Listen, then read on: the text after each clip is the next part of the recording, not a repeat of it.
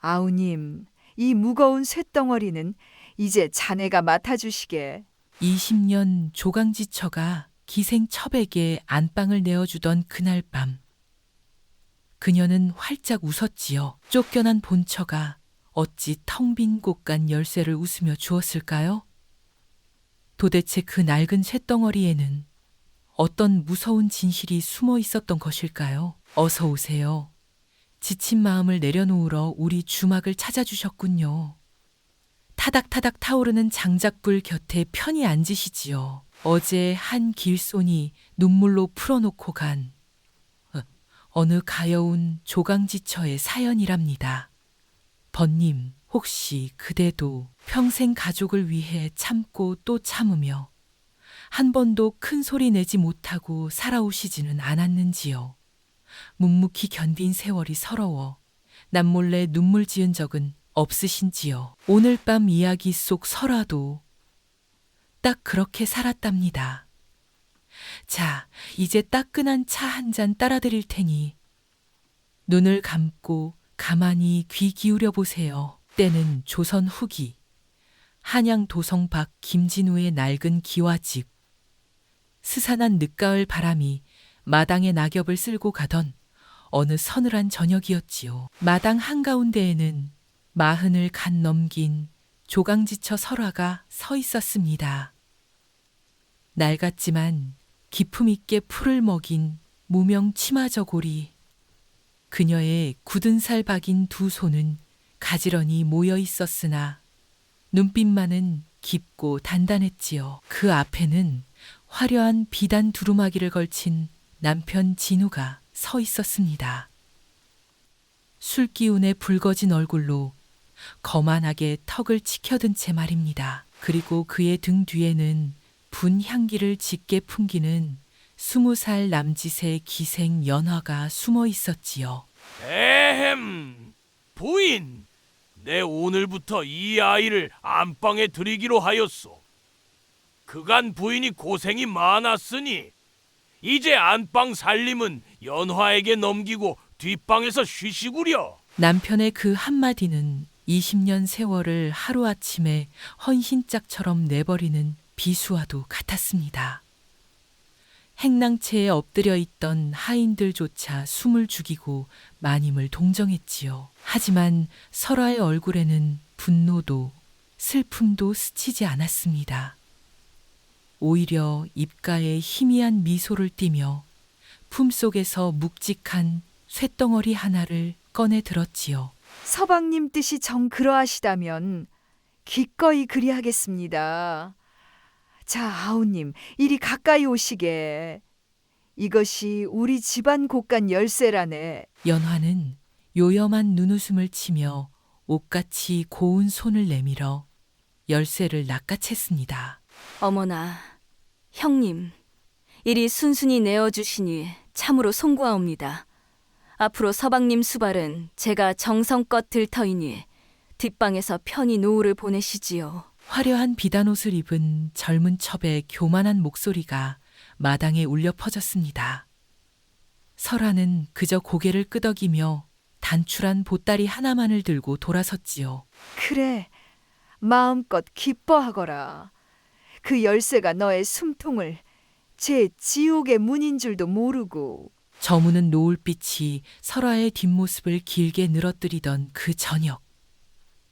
텅 빈 곳간에 끔찍한 진실을 품은 채 거대한 반전의 수레바퀴는 조용히 구르기 시작했습니다. 다음 날 아침 안채 대청마루에는 차가운 서리가 내려앉아 있었습니다. 이른을 넘긴 시어머니 박씨 부인이 낡은 지팡이를 짚고 나와 호통을 쳤지요. 에잉, 쯧쯧. 가문의 채통을 어찌 이리 땅바닥에 내동댕이 친단 말이냐? 조강지처를 뒷방으로 내몰고 천한 기생년에게 안방을 내어주다니. 박씨 부인의 불호령에 남편 진우는 딴청을 피우며 곰방대만 뻐끔거렸습니다. 어머니도 참! 설화!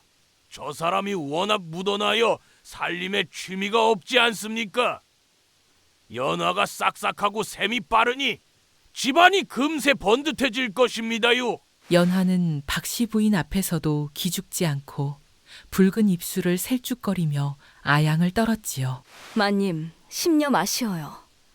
제가 기방에서 배운 눈치로 이 집안을 떵떵거리게 만들 테니까요.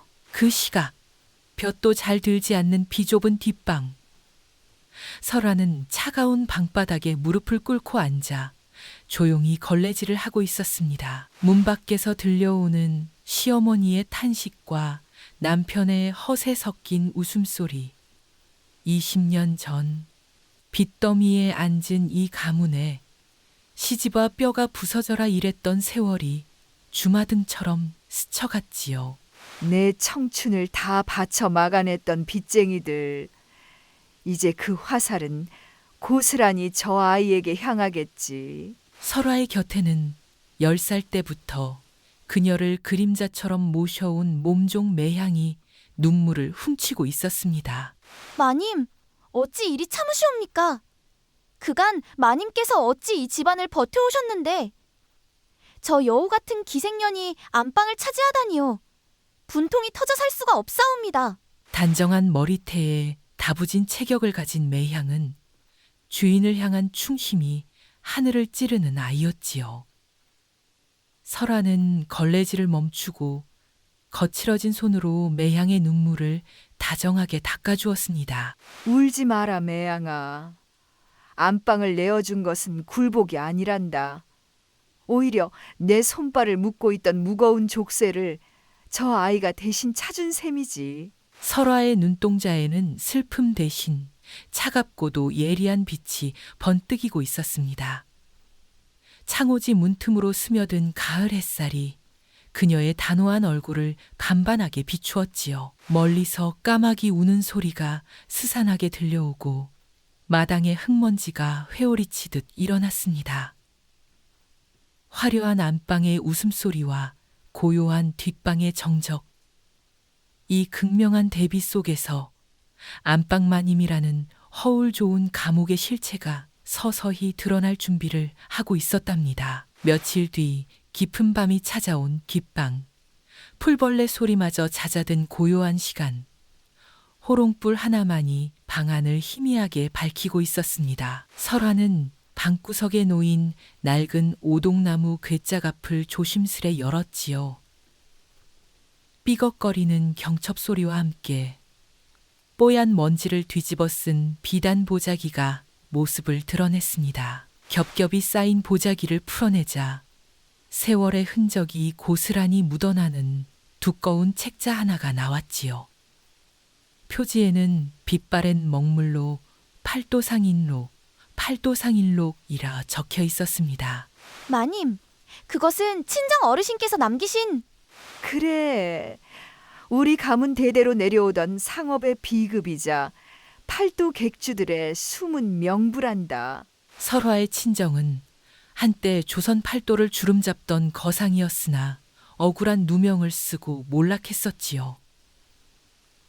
아버지가 숨을 거두기 전 유일하게 남겨준 이 책자에는 물길과 산길을 잇는 교역로, 흉년과 풍년을 대비하는 물가 동향, 그리고 은밀한 객주들의 암호가 적혀 있었습니다. 매향아, 내 너를 평민으로 속량시켜 줄 것이다. 면천 문서는 이미 다 마련해 두었어. 마님? 그게 무슨 말씀이시옵니까?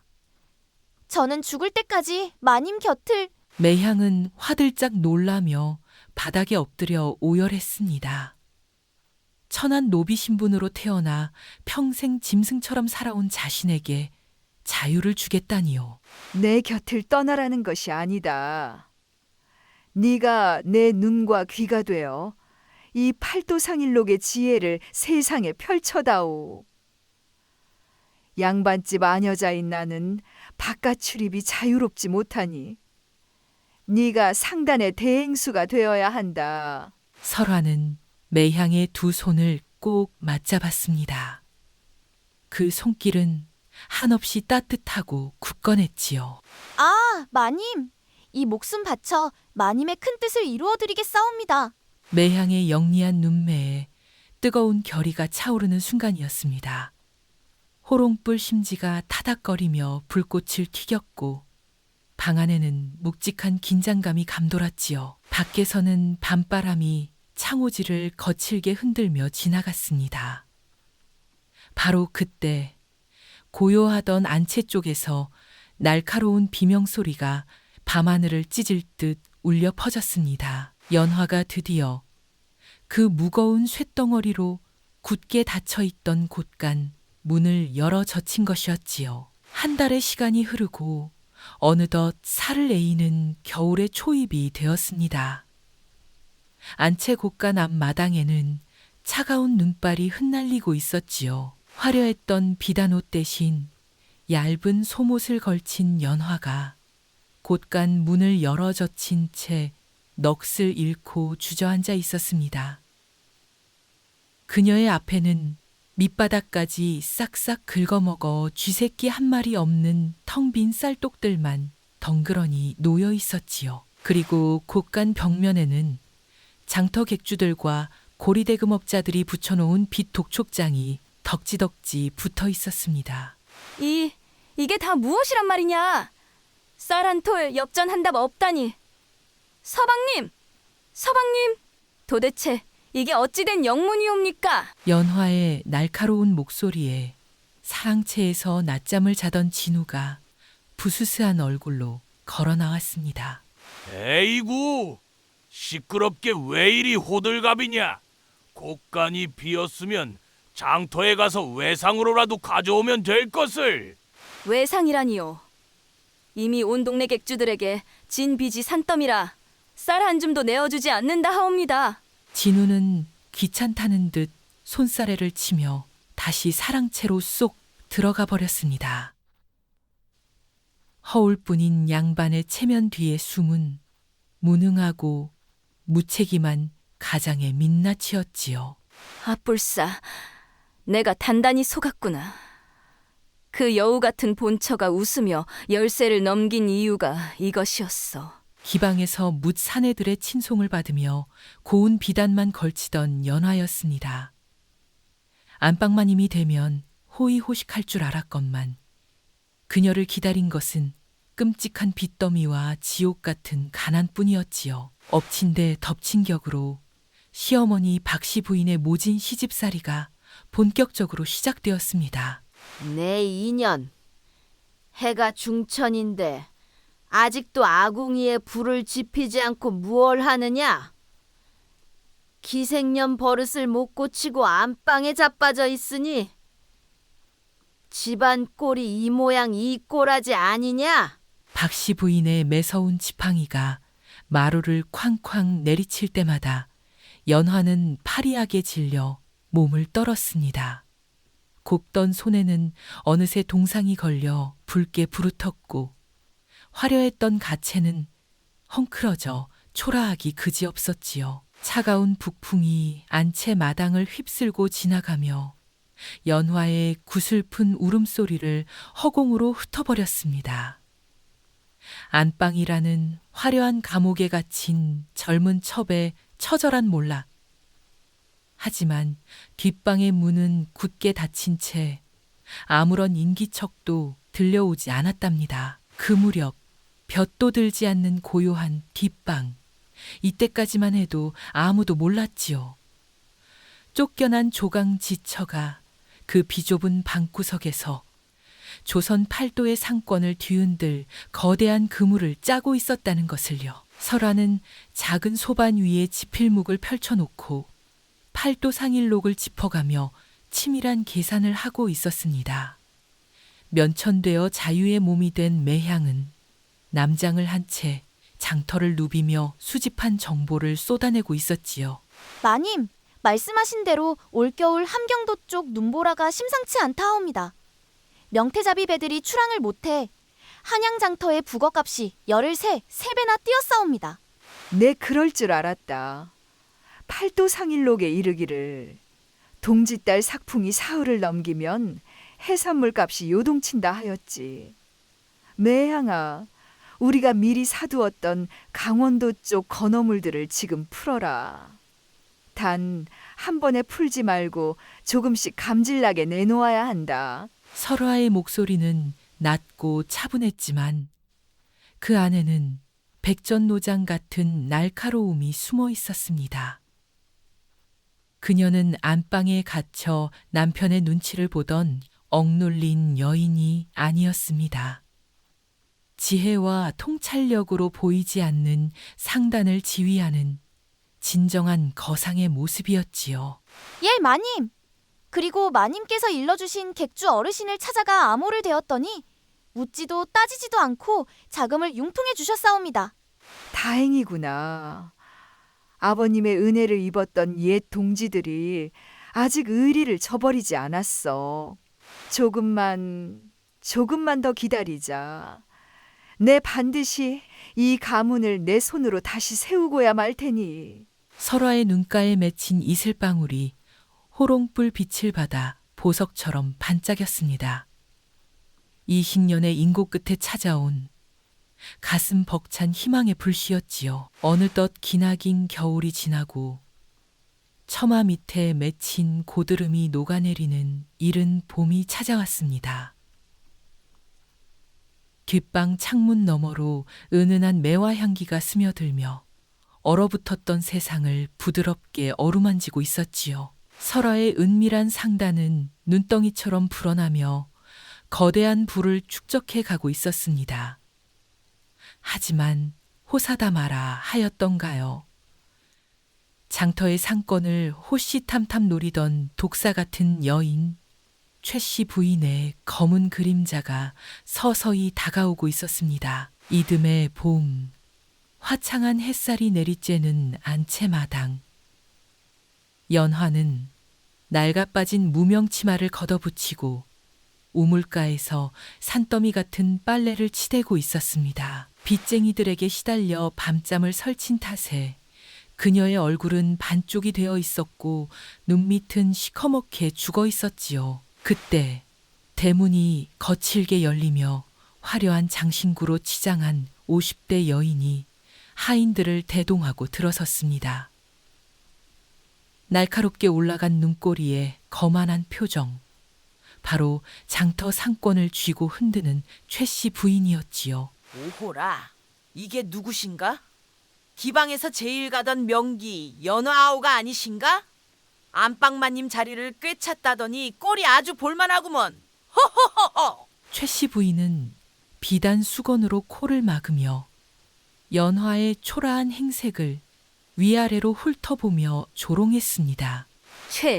마님. 여기 너인 일로. 어인 일이긴. 네 서방 진우가 내 상단에서 빌려간 돈이 원금만 100냥이다. 보름 안에 이자까지 쳐서 갚지 않으면 이 집문서를 당장 관아에 넘길 테니 그리 알아라. 최씨 부인의 서슬퍼런 협박에 연화는 다리에 힘이 풀려 털썩 주저앉고 말았습니다. 멀리 뒷방 툇마루에서는 설화가 발을 내린 채 이 모든 상황을 조용히 지켜보고 있었지요. 최씨 부인, 저 여우 같은 노인네. 가만, 내가 기방에 있을 때 저 여편네에 대해 들은 소문이 있었는데. 술 취한 양반네들이 떠벌리던 이야기. 최씨 부인이 청나라 상인들과 은밀히 밀거래를 하며 관아의 눈을 속이고 있다는 그 치명적인 정보 말입니다. 봄꽃이 만발한 화사한 풍경 속에서 연화의 처절한 눈물방울이 빨랫돌 위로 뚝뚝 떨어져 내렸습니다. 더 이상 물러설 곳이 없음을 깨달은 연화는 천천히 몸을 일으켜 세웠습니다. 그리고는 흙 묻은 치맛자락을 끌며 한 번도 쳐다보지 않았던 뒷방을 향해 비틀비틀 걸어가기 시작했지요. 자신을 지옥으로 밀어넣은 본처에게 살기 위해 무릎을 꿇어야만 하는 잔혹한 운명의 순간이 다가오고 있었습니다. 봄날의 화사한 볕이 무색하게 그녀의 어깨는 사시나무 떨듯 격렬하게 흔들리고 있었지요. 형님, 제발 저를 살려주시옵소서. 화려한 기생의 자존심은 이미 진흙탕에 처박힌 지 오래였습니다. 흙먼지가 잔뜩 묻은 치맛자락을 부여잡고 연화는 짐승처럼 울부짖었지요. 네가 그토록 탐내며 감당하겠다던 안방마님의 자리가 아니더냐. 어찌 나를 찬단 말이냐. 연화는 바닥에 피가 나도록 이마를 찌으며 떨리는 목소리로 속사포처럼 말을 쏟아냈습니다. 제가 참으로 어리석었사옵니다. 최 씨 부인이 그 독사 같은 노인네가 당장 빚을 갚지 않으면 집문서를 빼앗겠다 하옵니다. 하오나 형님, 제가 예전 기방에 있을 적에 술 취한 양반들에게서 들은 은밀한 소문이 하나 있사옵니다. 최 씨 부인이 관아의 눈을 교묘히 피해 의주 상인들과 몰래 청나라산 비단과 인삼을 밀거래하고 있다 하옵니다.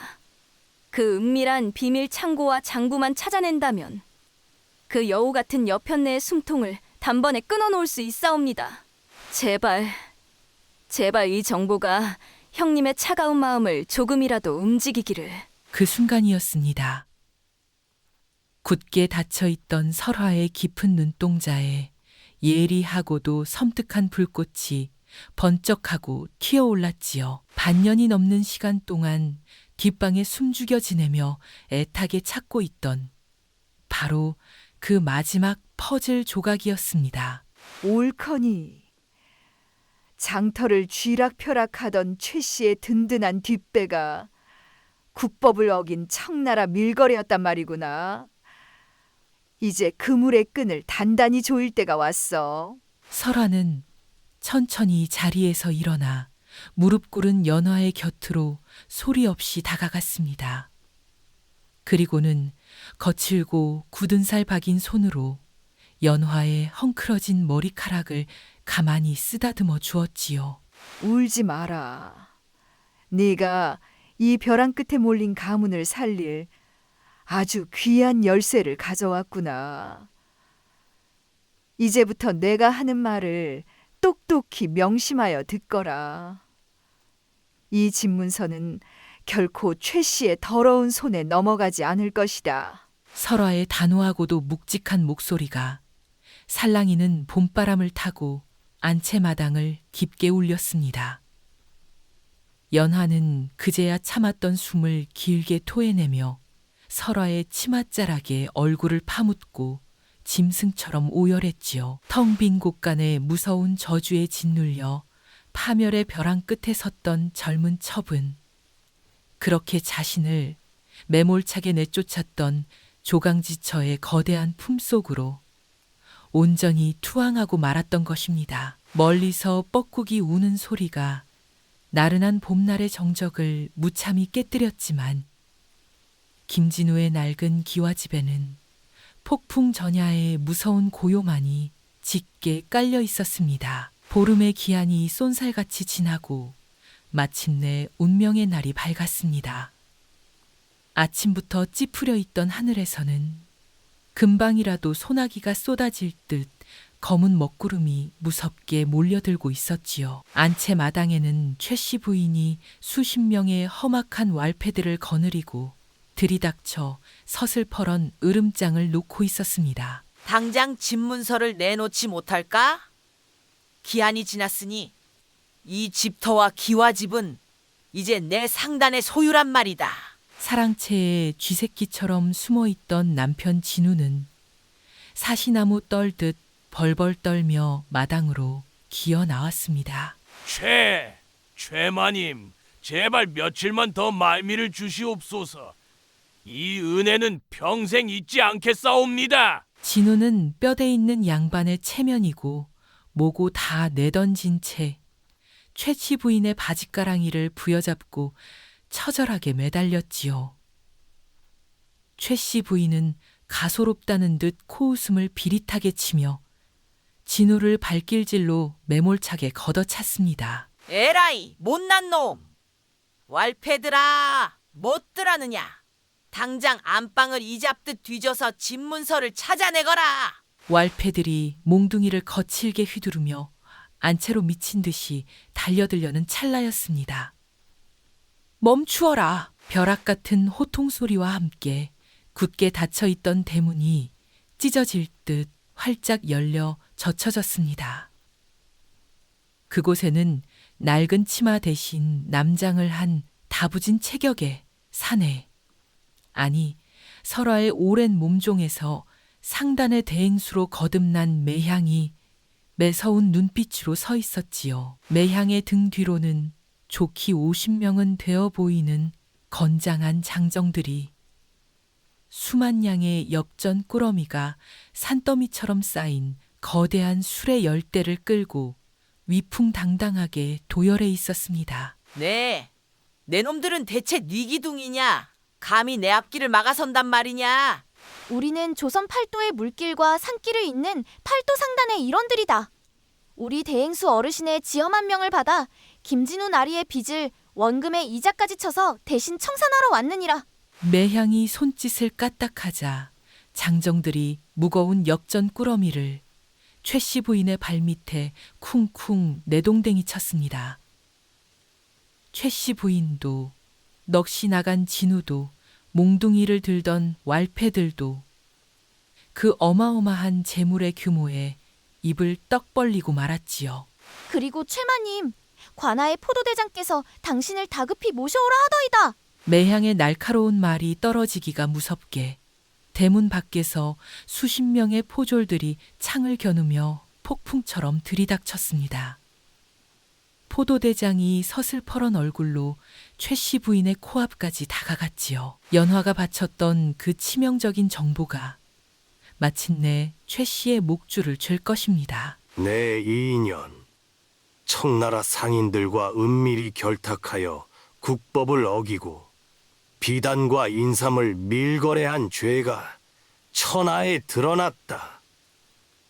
내년의 은밀한 비밀 창구와 장부는 이미 우리 포졸들이 삽사치 압수하여 증자를 확보하였느니라.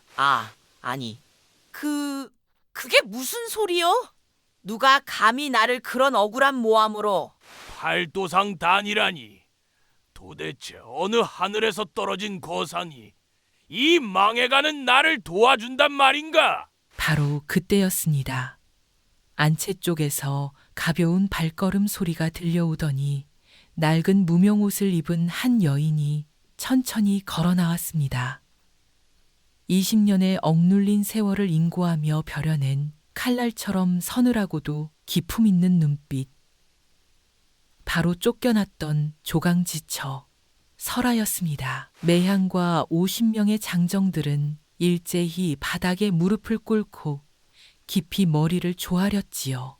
대행수 마님, 명하신 대로 모든 일을 한치의 오차도 없이 완벽히 처리하였사옵니다. 그 믿을 수 없는 광경을 목격한 진우의 눈동자가 금방이라도 터질 듯이 커졌습니다.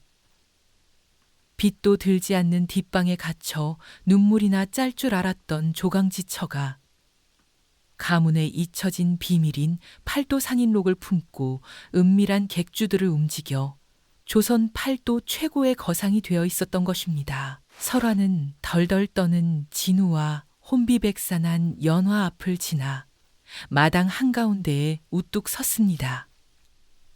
그리고는 과거 연화에게 곡간을 넘기며 띄웠던 그 서늘한 미소를 다시금 지어 보였지요. 아우님, 이 무거운 쇳덩어리는 이제 자네가 맡아주시게. 그 대사는 텅 빈 곳간에 끔찍한 저주를 넘기는 잔혹한 비수였으며 가부장제의 썩어빠진 허울을 비웃는 가장 통쾌하고도 완벽한 선전포고였던 것입니다. 그 순간 모두의 숨이 멎었습니다. 완벽한 반전이었습니다. 우르르 쾅쾅.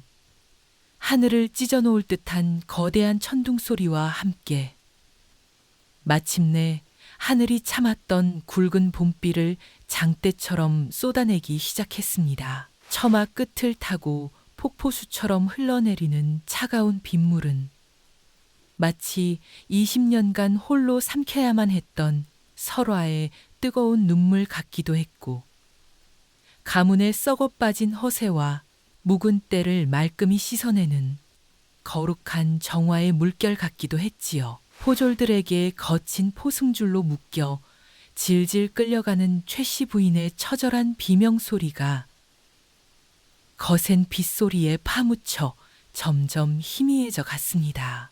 아, 내가 도대체 무슨 끔찍한 짓을 저지른 것인가? 내가 버린 것은 낡고 볼품없는 조강지처가 아니라 이 쓰러져가는 가문을 지탱할 유일한 기둥이었구나. 진우는 빗물이 고인 흙탕물 마당에 털썩 주저앉은 채 두 손으로 붉어진 얼굴을 감싸 쥐고 짐승처럼 처절하게 오열했습니다.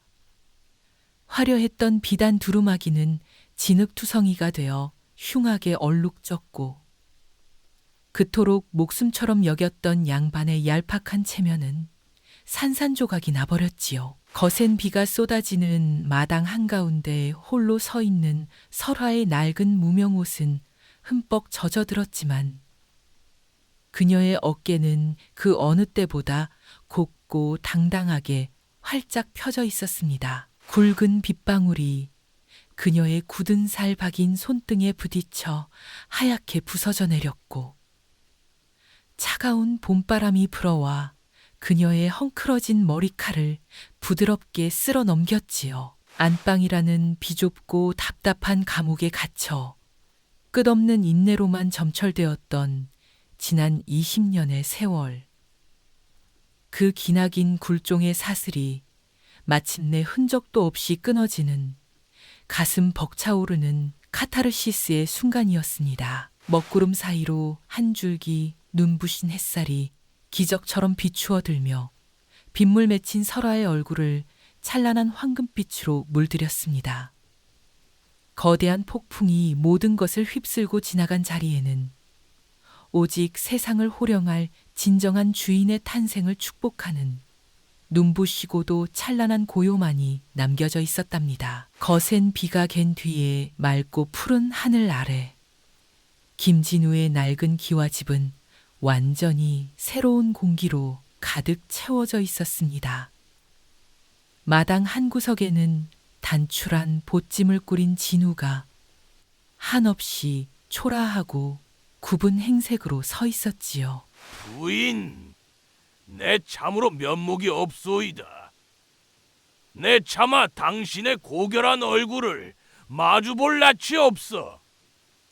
깊은 산사로 들어가 남은 평생 부처님께 내 죄를 참회하며 엎드려 살겠소. 남편의 뒤늦은 뼈저린 후회와 굵은 눈물 앞에서도 설아는 그저 덤덤하고 고요하게 고개를 끄덕일 뿐이었습니다.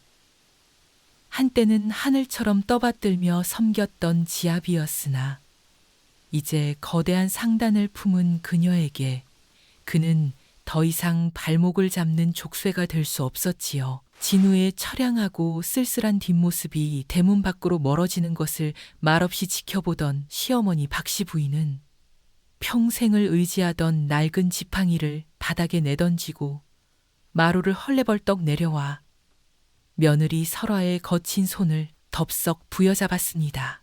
설화야, 아가, 이 늙은이가 눈이 멀어도 한참 멀었구나. 내 너의 깊은 진가를 알아보지 못하고 그토록 모질고 독하게 굴었으니 네가 정녕 우리 가문을, 이 썩어 문드러져 쓰러져 가던 집안을 다시 우뚝 일으켜 세웠구나. 겉으로는 호랑이같이 무섭기만 하던 시어머니의 깊게 주름진 얼굴 위로 뜨거운 참회와 인정의 눈물이 하염없이 흘러내렸습니다. 설아는 시어머니의 주름진 손을 따뜻하게 마주 잡으며 옅고 온화한 미소를 지어 보였지요. 그것은 과거의 원망과 한을 훌쩍 넘어선 진정한 강자만이 베풀 수 있는 한없이 넓은 용서였습니다. 그 옆에는 화려했던 가채를 풀고 수수한 무명옷으로 갈아입은 연화가 마당 흙바닥에 공손히 무릎을 꿇고 있었습니다. 형님, 아니 대행수 마님, 이 못난 저를 거두어 주시옵소서. 화려한 비단 옷과 안방마님이라는 헛된 허영이 얼마나 부질없고 무서운 것인지 뼈저리게 깨달았사옵니다. 비록 천하고 어리석은 몸이오나 마님의 상단에서 허드렛 일이라도 하며 평생 마님의 크나큰 은혜를 갚겠사옵니다. 설아는 연화의 두 어깨를 감싸주며 그녀를 부드럽게 일으켜 세워주었습니다. 자신을 내쫓았던 남편의 첩이었던 여인을 기꺼이 자신의 충직한 수족으로 품어안는 거상의 거대한 그릇이었지요. 송량 문서를 받아 평민의 신분을 얻은 매향과 하인들은 설아를 향해 존경과 충성을 다짐하며 뜨거운 눈물로 환호했습니다. 이제 그녀는 좁은 안방이나 낡은 기와집의 뒷방마님이 결코 아니었습니다. 조선 팔도의 물길과 산길을 아우르는 거대한 물류의 중심, 그 찬란하고도 거대한 상단의 진정한 대인수로서 설아는 비로소 누구의 간섭도 받지 않는 자신만의 넓은 세상을 향해 자유롭고 당당한 첫걸음을 굳게 내디디고 있었습니다. 하지만 그 모든 거센 폭풍과 시련이 지나가고 나면 우리에게 남는 건 과연 무엇일까요? 무능한 남편이 들이민 어린 기생 첩에게 웃으며 무거운 곳간 열쇠를 내어주었던 그날 밤, 세상 모두가 그녀를 어리석다 손가락질하며 비웃고 쫓겨난 가여운 조강지처라며 동정했지요. 하지만 그녀가 미련 없이 내어준 것은 안방이라는 허울 좋은 감옥이었고, 그녀가 치열하게 얻어낸 것은 세상을 굽어보는 거대한 지혜의 날개였습니다. 진정한 주인은 화려한 자리를 탐하는 자가 아니라 척박한 땅에 스스로 길을 내는 자인 법입니다. 누군가 억지로 만들어 놓은 좁은 안방에 갇혀 평생 남의 눈치만 보며 사는 것이 아니라 비록 춥고 외로운 차가운 뒷방일지라도 자신의 굳건한 힘으로 묵묵히 내일을 준비하는 자가 결국 삶의 최후의 승자가 되는 것이지요.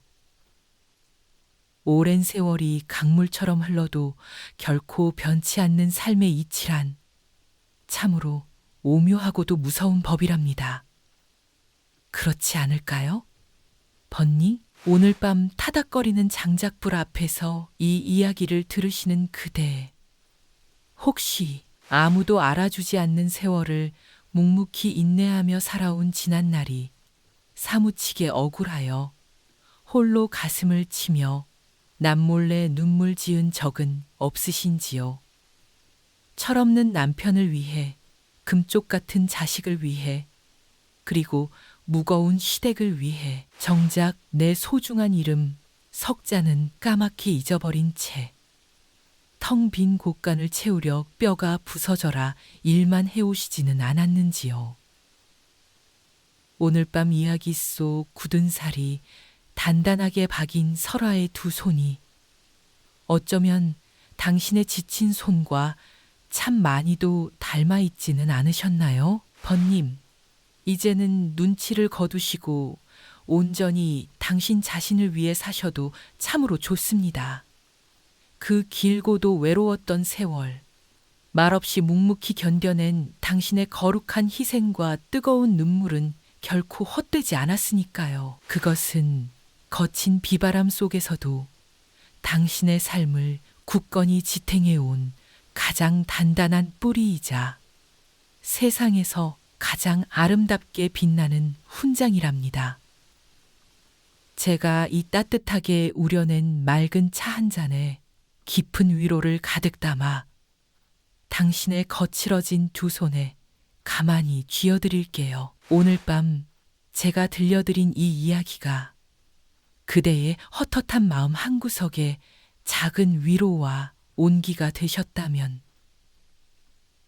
영상 바로 아래에 살포시 적혀 있는 구독 글씨를 손가락으로 한번 꾹 눌러주시겠어요? 저희 다방서 한 잔 채널의 구독은 평생 무료니까요. 행여 돈 나갈 걱정일랑 딱 내려놓으시고 마음 편히 안심하고 눌러주셔도 된답니다.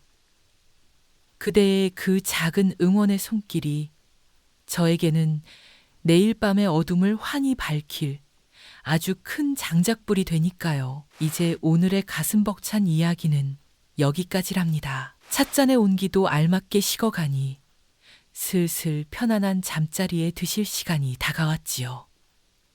이제 눈을 부시게 하는 화면 불빛은 어둡게 줄이시고 편안히 눈을 감아보세요. 가슴 속 깊이 맺혔던 무거운 응어리와 시름은 이 주막에 타오르는 장작불에 다 던져버리시고요.